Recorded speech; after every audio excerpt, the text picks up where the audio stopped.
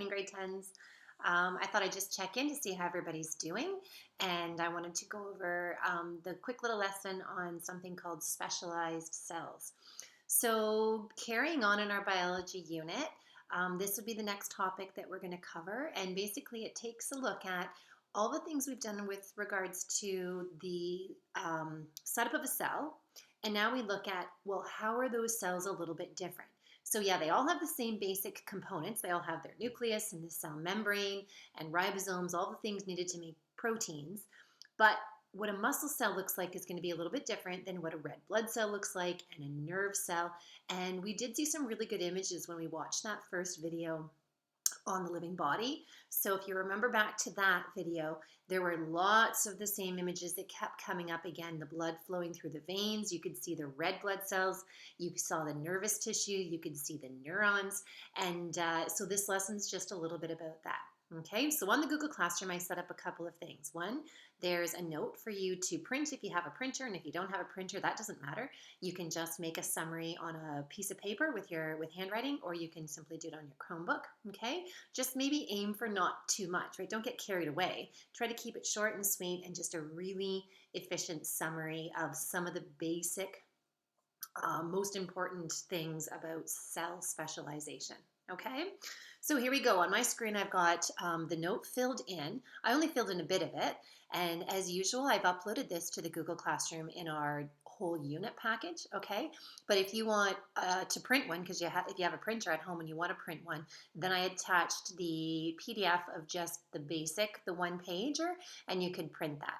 Okay, so a specialized cell, you can see that basically it's a cell that can perform a specific function. Okay, they have specific physical and chemical differences that allow them to do a job and allow them to do it really well. So if you look at the textbook section, you can see some really good images of specialized animal cells and then some specialized plant cells. So I've given you a couple of examples of ones you could fill in, but I'll show you the picture in the textbook, and you can use any of them if you'd like. What you want to do is you want to kind of sketch here on this side of the handout or somewhere on your note what a red blood cell looks like, what a nerve cell looks like, and what a muscle cell looks like. And then in the box, you're going to be basically filling in the function of those cells. Okay, so I'll just flip the note down to the back of the page. You can see basically a little summary of what you're going to be working on and some questions to do.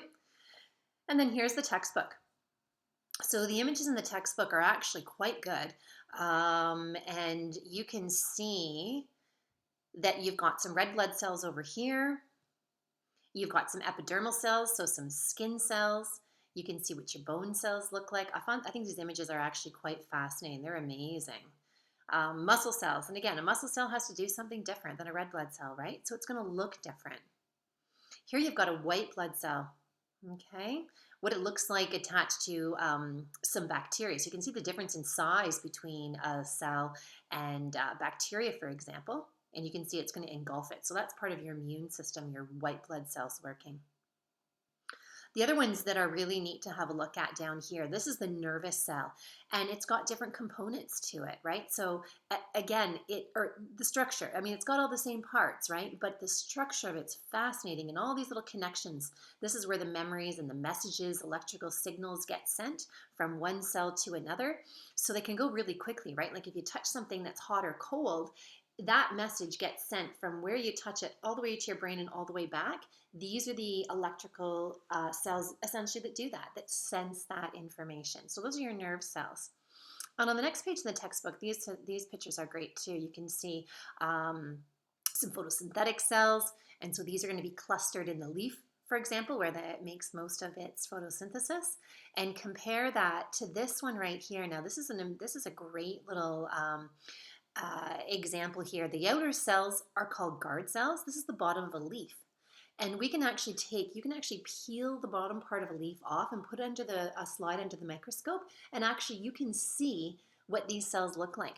This is the opening in between the guard cells. The opening is called a stomata, and that's how air goes in and out of a leaf. So that's kind of cool too.